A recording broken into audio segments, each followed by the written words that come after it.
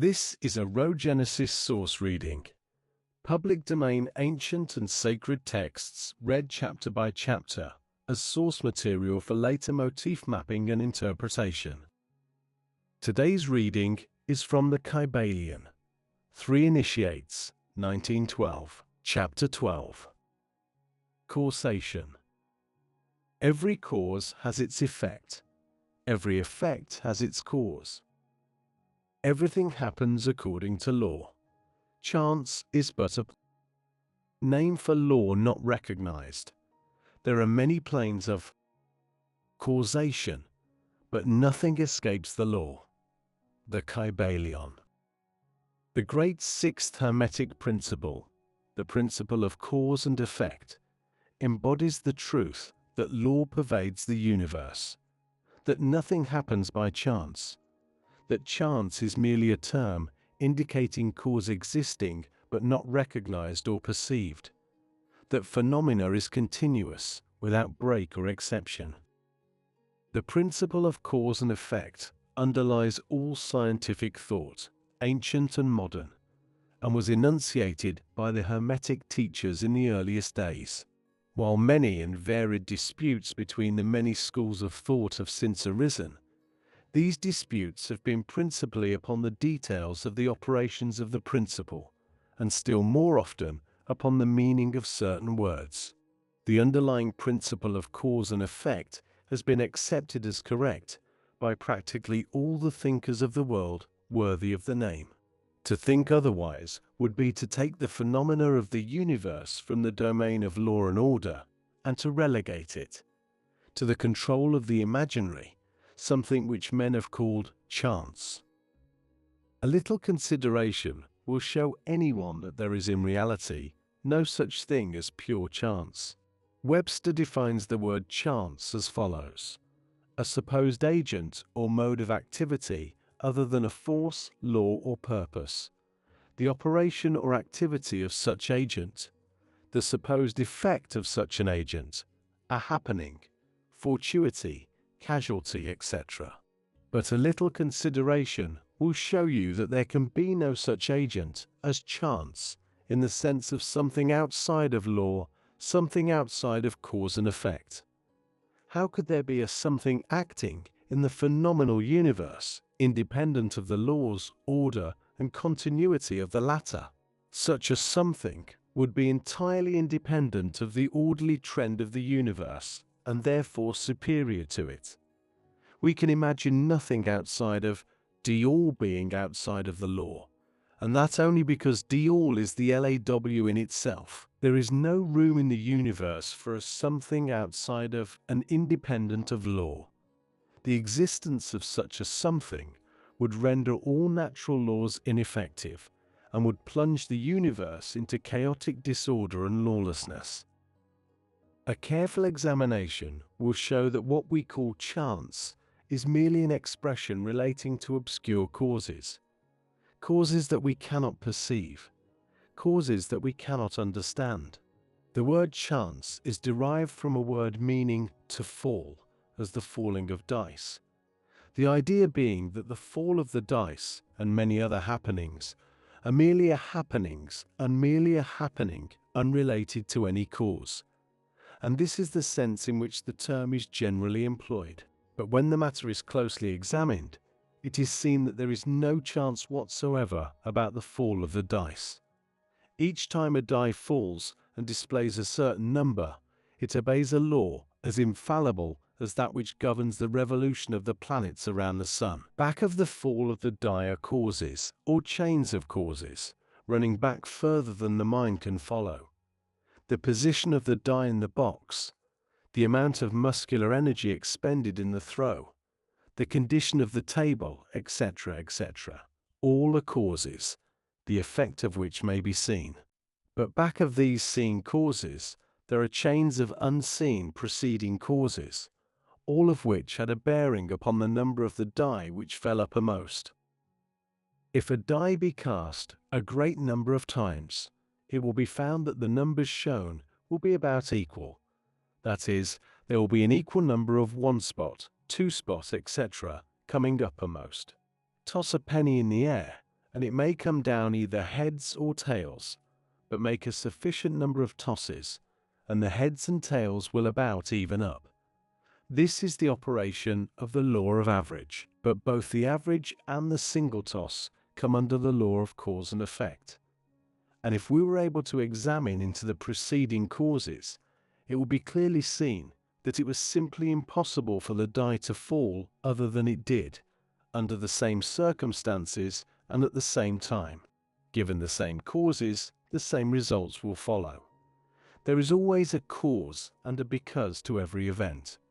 Nothing ever happens without a cause, or rather a chain of causes. Some confusion has arisen in the minds of persons considering this principle, from the fact that they were unable to explain how one thing could cause another thing, that is, be the creator of the second thing. As a matter of fact, no thing ever causes or creates another thing. Cause and effect deals merely with events. An event is that which comes, arrives, or happens as a result or consequence of some preceding event. No event creates another event, but is merely a preceding link in the great orderly chain of events flowing from the creative energy of all. There is a continuity between all events precedent, consequent, and subsequent. There is a relation existing between everything that has gone before and everything that follows. A stone is dislodged from a mountainside and crashes through a roof of a cottage in the valley below. At first sight, we regard this as a chance effect, but when we examine the matter, we find a great chain of causes behind it. In the first place, there was the rain, which softened the earth supporting the stone and which allowed it to fall. Then back of that was the influence of the sun, other rains, etc., which gradually disintegrated the piece of rock from a larger piece. Then there were the causes which led to the formation of the mountain and its upheaval by convulsions of nature, and so on ad infinitum. Then we might follow up the causes behind the rain, etc. Then we might consider the existence of the roof. In short, we would soon find ourselves involved in a mesh of cause and effect, from which we would soon strive to extricate ourselves. Just as a man has 2 parents and 4 grandparents and 8 great-grandparents and 16 great-great-grandparents and so on, until when, say, 40 generations are calculated, the numbers of ancestors run into many millions. So it is with the number of causes behind even the most trifling event or phenomena, such as the passage of a tiny speck of soot before your eye. It is not an easy matter to trace the bit of soot hack to the early period of the world's history, when it formed a part of a massive tree trunk, which was afterward converted into coal, and so on, until as the speck of soot it now passes before your vision on its way to other adventures. And a mighty chain of events, causes and effects brought it to its present condition, and the later is but one of the chain of events, which will go to produce other events hundreds of years from now.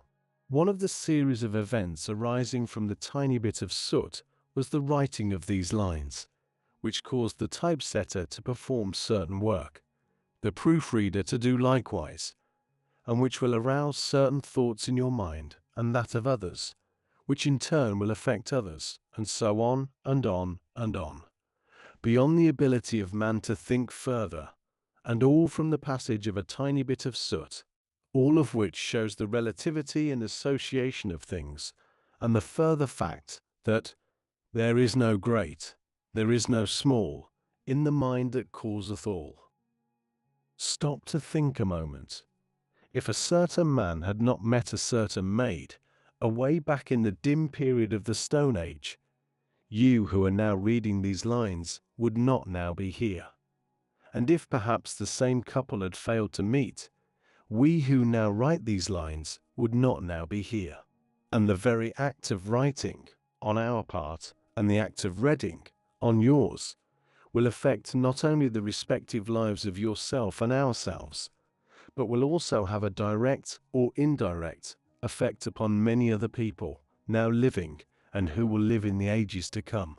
Every thought we think, every act we perform, has its direct and indirect results, which fit into the great chain of cause and effect. We do not wish to enter into a consideration of free will or determinism in this work for various reasons. Among the many reasons is the principal one that neither side of the controversy is entirely right. In fact, both sides are partially right, according to the Hermetic teachings. The principle of polarity shows that both are but half-truths, the opposing poles of truth.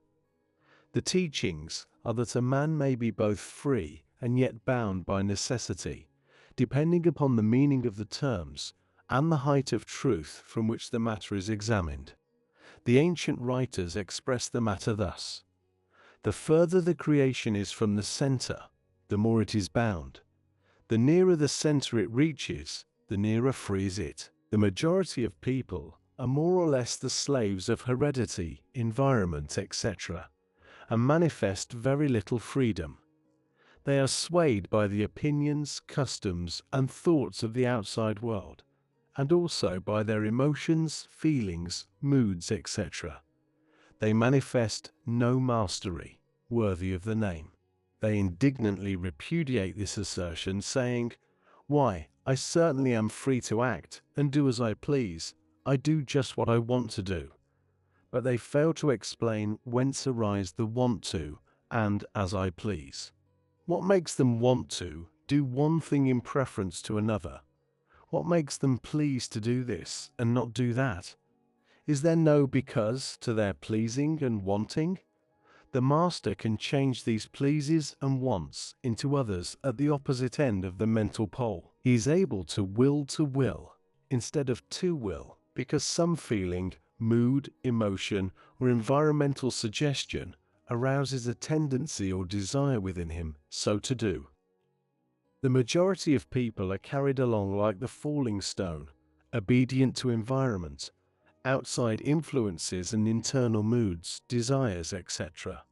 Not to speak of the desires and wills of others stronger than themselves, heredity, environment, and suggestion, carrying them along without resistance on their part, or the exercise of the will. Moved like the pawns on the checkerboard of life, they play their parts and are laid aside after the game is over. But the masters, knowing the rules of the game, rise above the plane of material life, and placing themselves in touch with the higher powers of their nature, dominate their own moods, characters, qualities, and polarity, as well as the environment surrounding them, and thus become movers in the game, instead of pawns, causes instead of effects. The masters do not escape the causation of the higher planes, but fall in with the higher laws, and thus master circumstances on the lower plane. They thus form a conscious part of the law, instead of being mere blind instruments. While they serve on the higher planes, they rule on the material plane. But on higher and on lower, the law is always in operation. There is no such thing as chance. The blind goddess has been abolished by reason. We are able to see now, with eyes made clear by knowledge, that everything is governed by universal law, that the infinite number of laws are but manifestations of the one great law, the LAW, which is D-all. It is true indeed that not a sparrow drops unnoticed by the mind of D-al, that even the hairs on our head are numbered, as the scriptures have said. There is nothing outside of law, nothing that happens contrary to it. And yet, do not make the mistake of supposing that man is but a blind automaton. Far from that. The Hermetic teachings are that man may use law to overcome laws, and that the higher will always prevail against the lower, until at last he has reached the stage in which he seeks refuge in the LAW itself, and laughs the phenomenal laws to scorn. Are you able to grasp the inner meaning of this? This reading now enters the Rhogenesis Source Archive. Later, we will return to it to trace its motifs, symbols, and recurring questions across other traditions. For now, the source has spoken. The source returns first. Meaning follows. Thank you for listening. If something in this reading stayed with you, a motif, a symbol, or a question, feel free to share it in the comments. And if this reading resonated, leaving a like helps signal what is worth continuing to explore. If you're interested in public domain ancient and sacred texts, you can subscribe to follow future readings, released chapter by chapter.